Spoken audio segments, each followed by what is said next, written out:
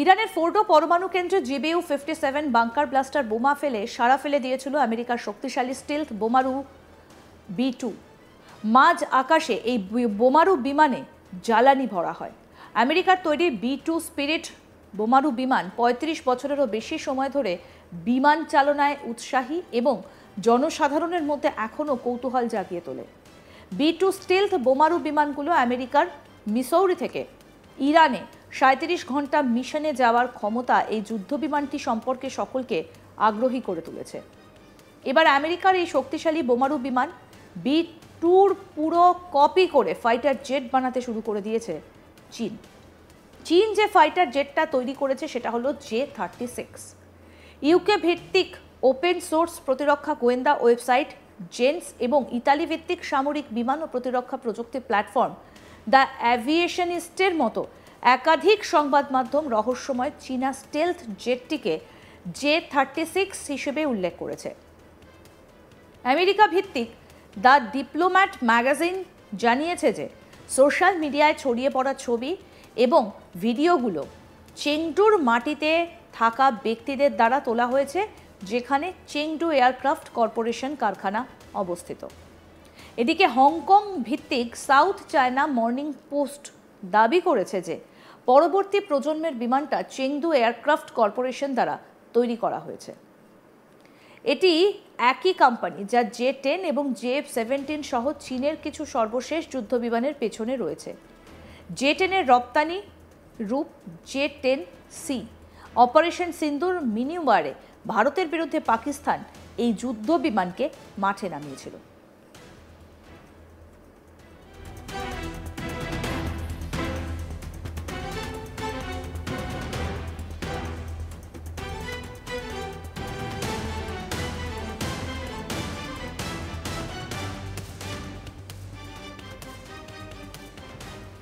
ছবিটা দেখে মনে হচ্ছে দুটো আসনের ককপিট লেআউট, পাশাপাশি প্রতিটা পাইলটের জন্য একটি করে মোট দুটো স্বতন্ত্র হেড আপ ডিসপ্লে দৃশ্যমান।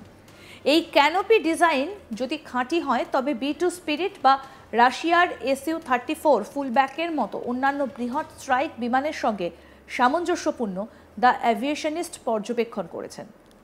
দ্য অ্যাভিয়েশনিস্ট দ্বারা বিশ্লেষণ করা একটা নতুন ছবিতে J-36 ফ্লাইট লাইনে একটা সম্পূর্ণ সামনের দৃশ্যে দেখা যাচ্ছে, যা অতিরিক্ত নকশার ইঙ্গিত প্রকাশ করে। ছবিটা যদিও দানাদার এবং সম্ভবত একটি মনিটর স্ক্রিন থেকে তোলা হয়েছে বলে ব্যাপকভাবে আসল বলে বিবেচিত হয়, তবুও শীর্ষস্থানীয় চীনা সামরিক বিমান চালনা বিশ্লেষক আন্দ্রেয়াস রুপ্লেট সতর্কতা অবলম্বন করার আহ্বান জানিয়ে বলেন যে J-36-এর অনেকগুলো ভুয়ো ছবি পোস্ট করা হয়েছে এবং এটি সত্য হতে পারে না।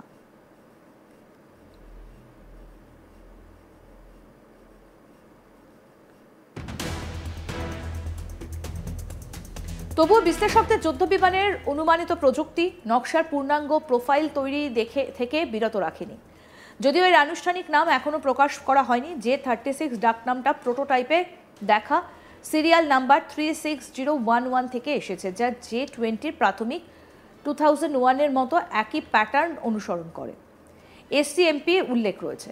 বিমানটির স্বতন্ত্র সিলুয়েটের জন্য বিমানটিকে গিঙ্কো পাতার ডাকনাম দেওয়া হয়েছে। উল্লেখযোগ্যভাবে গিঙ্কো একটা রোগ প্রতিরোধী গাছ যা মূলত চীনে জন্মগ্রহণ করে এবং এর পাতাগুলো পাখার আকৃতির। বিমানটা লেজবিহীন নকশার একটা ডেল্টা উইং প্ল্যাটফর্ম ব্যবহার করে বলে জানা গিয়েছে।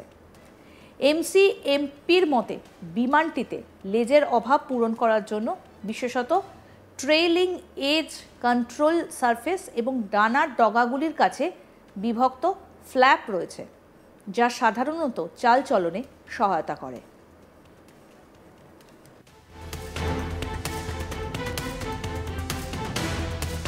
এই নকশার পছন্দগুলো লেজবিহীন বিমানটিকে ওড়ার সময় স্থিতিশীলতা এবং নিয়ন্ত্রণ বজায় রাখতে সাহায্য করে।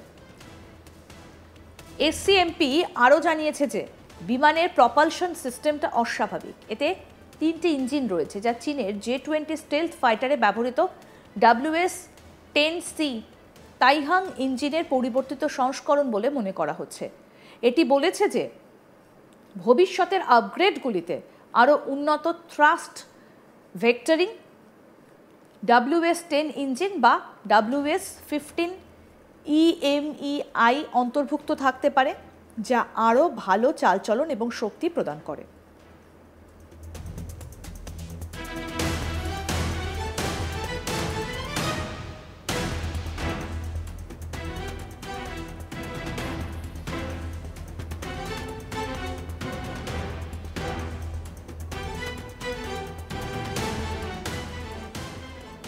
বিমানটির এয়ার ইনটেক লেআউটও স্বতন্ত্র। 3টে ভিন্ন আকৃতির ইনলেট রয়েছে।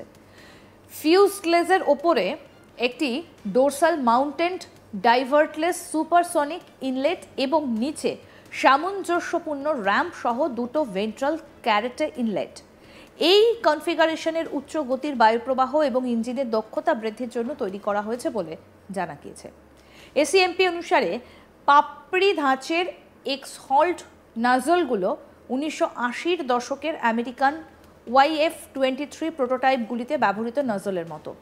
এগুলি সম্ভবত ইঞ্জিনের তাপ নিয়ন্ত্রণ এবং ইনফ্রারেড দৃশ্যমানতা হ্রাস করার উদ্দেশ্যে তৈরি করা হয়েছে, যা বিমানটিতে তাপ সন্ধানকারী সিস্টেম থেকে লুকিয়ে রাখতে সাহায্য করে।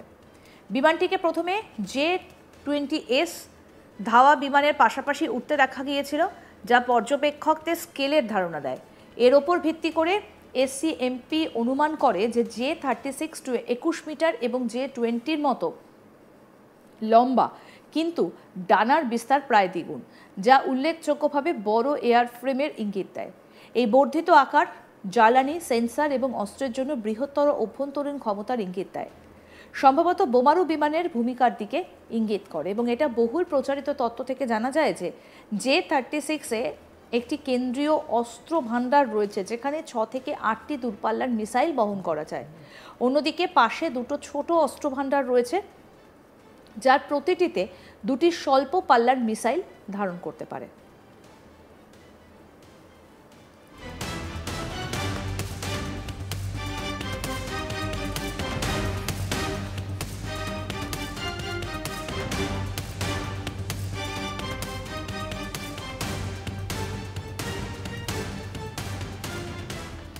এসসিএমপি অনুসারে এই বৈশিষ্ট্যগুলো নিশ্চিত হলে জেটটিকে J-20-র তুলনায় যথেষ্ট বড় পেলোড দেবে।